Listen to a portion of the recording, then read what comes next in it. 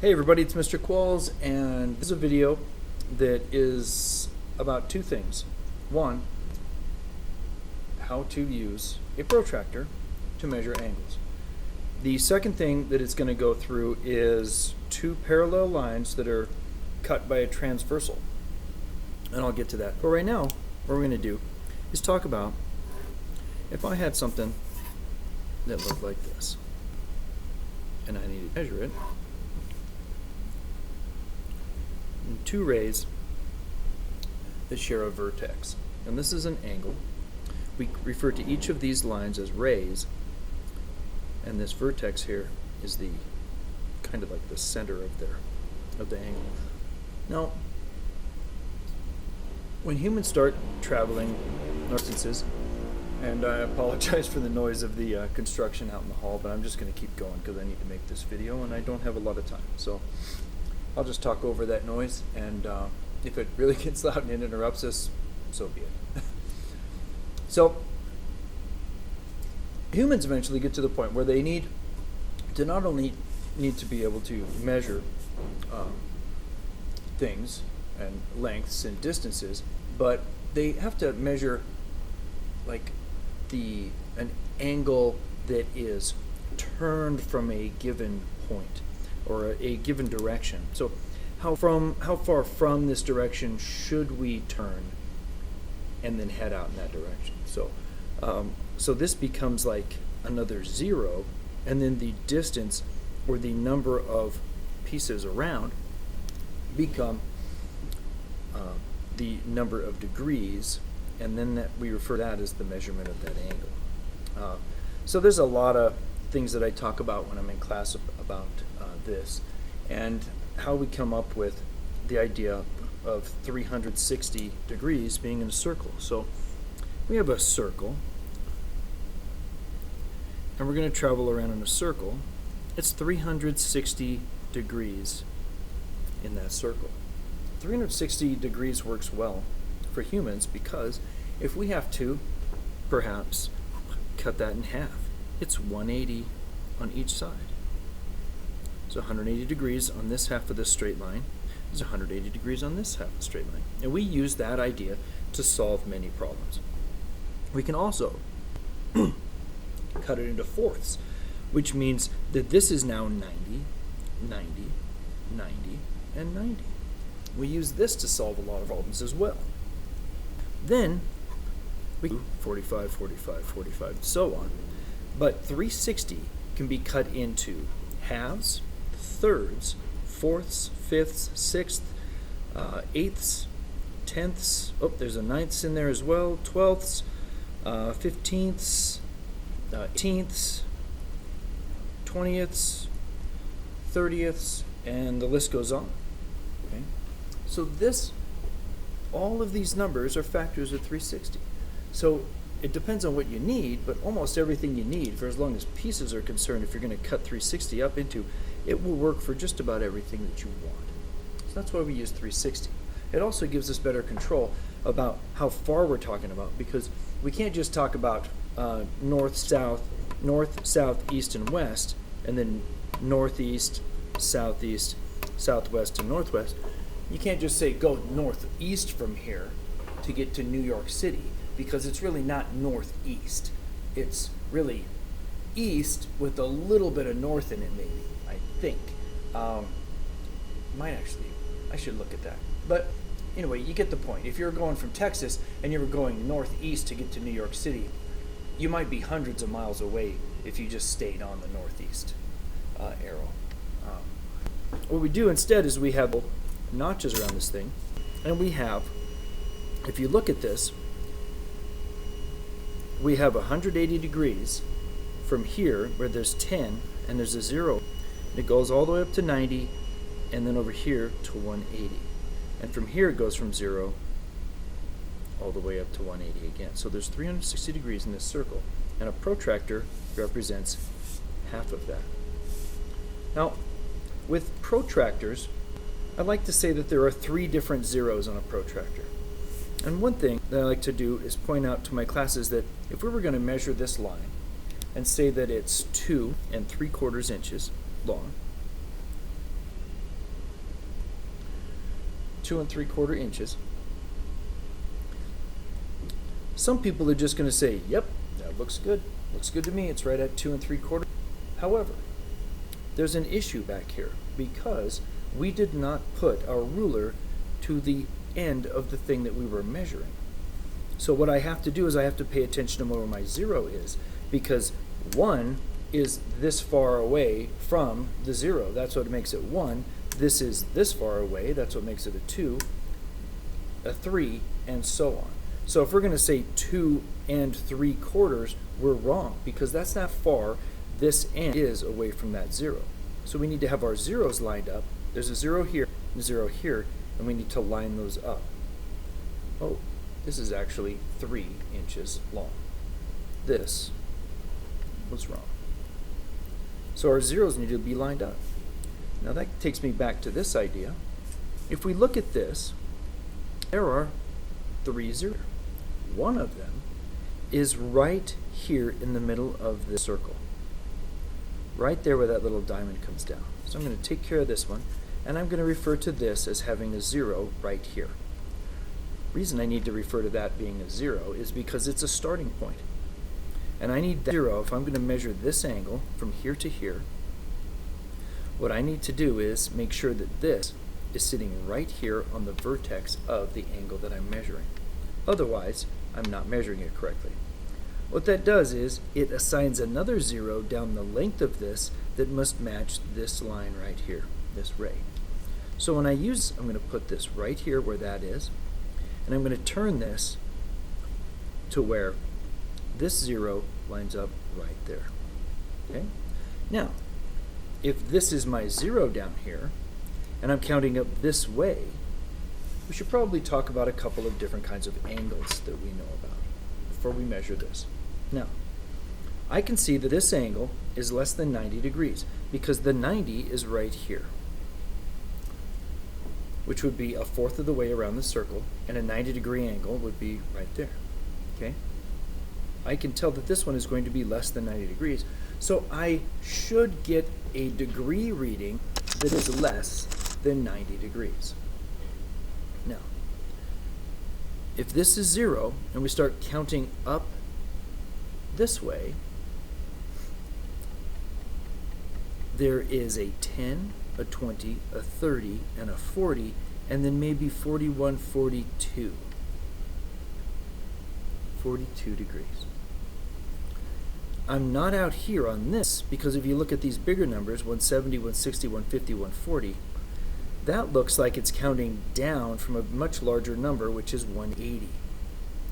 Inside goes from 0, 10, 20, 30, 40, 50, 60, and all the way up 180. And then this side goes from 0 up to 180 this direction. Well, I'm not measuring an angle over there. I'm measuring an angle over here, and I know it's got to be less than 90, so I know it's the number on the inside. Now, in just a moment, I'm going to show you what that other one is for, what the other scale is for. But here's what we're doing. We're putting our 0 here for the compass, or for the protractor, and I'm putting right here for this 0, and then I'm counting up. And when I get to 40, I go 41, 42, and there it is. Now, I was hoping to get an angle with less than 90 degrees. So let's talk about types of angles. If an angle has less than 90 degrees, it is referred to as acute. If it is equal to 90 degrees, it is referred to as right. As a right angle. If it is greater than 90 but less than 180 degrees, it is referred to as obtuse. And from that, if it equals 180 degrees, it is referred to as straight. It's a straight angle. Okay? So we have 4 angles that we need to be concerned about. 180 is a straight angle. Straight across here, this means this angle here would be 180 degrees all the way across from on one side of a straight line. Let me mark that. Straight line. Be 180 degrees on that side. If it was straight up here like this, it would be 90 degrees, or a right angle. You can see this right here. It's right at 90 degrees. Somewhere, it would be acute because it would be less than 90, and if it was up here, it would be greater than 90, between 180 and 90, and it would be considered obtuse, right? So let's look at this a little differently. What if this wasn't here, but it was around the other direction, and I needed to measure from here up the other direction that way? Now, I'm still going to use my 0 at the center of my protractor. I'm going to put it on my vertex, and then when I go up this way, there's my 42. There's my tick mark, but now I'm on the outside, and it's 42, and not the 140 inside, but the 42 on the out, because it's still the same angle. Okay, so a protractor has a 0 right at the bottom and a 0 here on each end that count up like that. They count across. Right? This is going to help us because once we realize what the relationships are between the angles when we have two parallel lines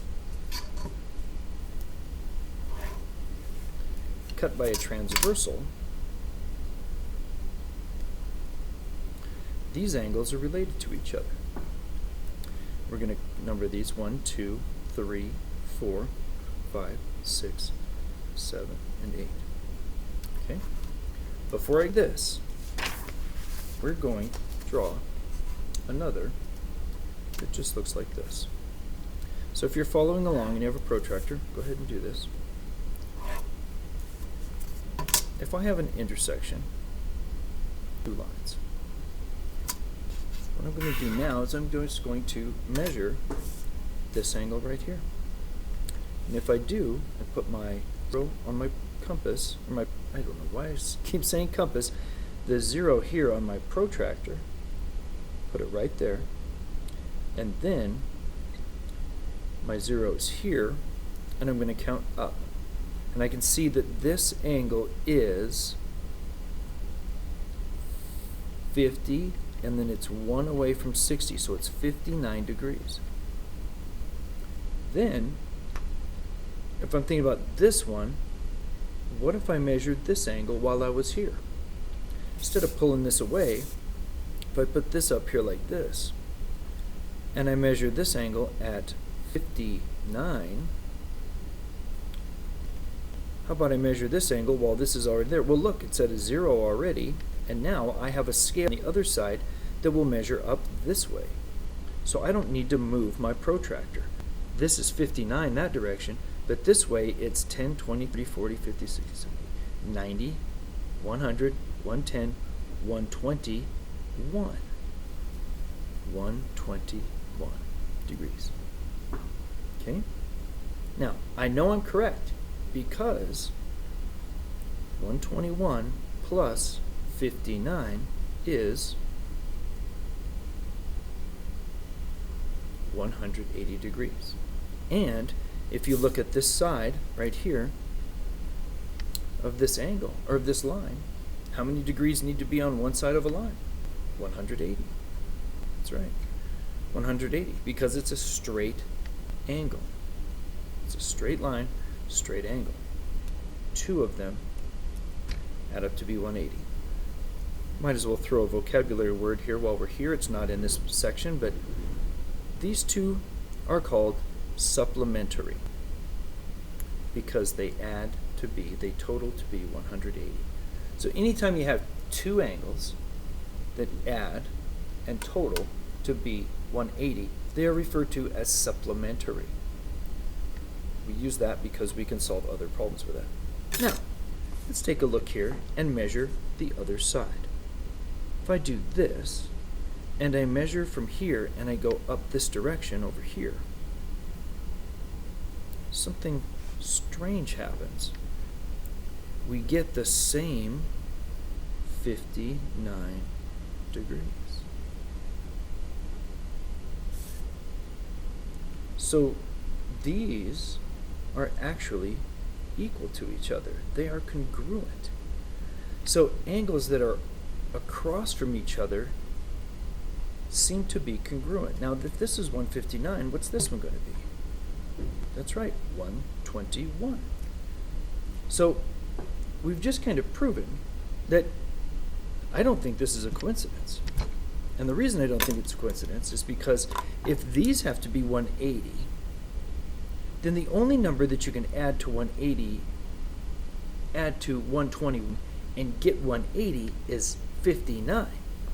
So that means this over here has to be equal to that one. And if we just take the 121 and we look at the 59, well, if 109 plus 59 is 180, and we take this away, what number can get that to 180? This is also a straight angle. So this must be 180, which kind of proves that angles across from each other in an intersection are always congruent. They are referred to as vertical angles. Vertical angles. Vertical angles are across from each other in intersections. Also congruent or equal in measure because of what we were just proving there. And they're called vertical because they share a vertex. Vertical angles share a vertex. They are across from each other in intersections, and they are all congruent. Across from each other. So let's go back to this idea. Now, if vertical angles are congruent to each other, that really helps us out with certain kinds of problem solving. So what I'm going to do is I'm going to extend this line a little bit, extend this line a little bit, so I can measure angle 2. Now, I would make the argument that if you know the measure of angle 2, you know all of these other angles, or you can calculate them very, very easily. Here we go. I'm going to put my 0 on my protractor right there. I'm going to put my 0 over here, and then I'm going to count my way up. So we can see right here I have a measurement, and this is an acute angle, so it has to be less than 90 degrees, and it just turns out to be 70 degrees. Now, what does that tell me? What do I know about these two angles? What do I know about these two angles? Well, what it tells me,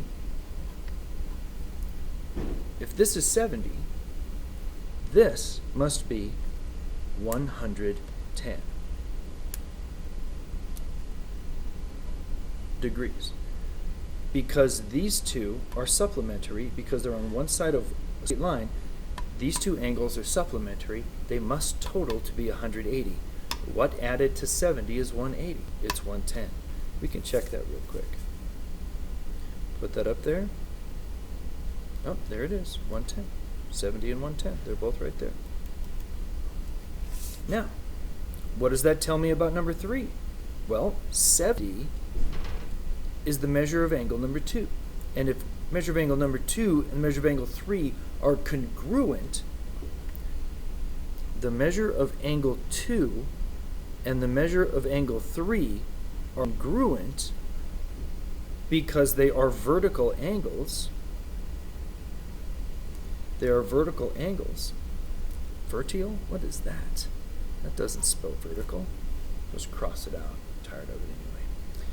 If this and this are vertical angles, that means they're congruent. That means that they are 70. This one is 70 degrees. If this one's 70 degrees and that one's 70 degrees, this is 110. That means this is 110. Right here. Now, this is referred to a transversal. A transversal. And what a transversal does, the word trans, means to move, all right? Like transport, translate, transcontinental travel. It's between two things. It's moving between two things. And if this is going to be a transversal, it's going to take the ideas from this intersection into this intersection, and they're going to be the same because these were parallel to begin with. And when this comes down through here, it has to strike this line and this line at the same angle. And if that's how that works, this angle has to be the same as this angle.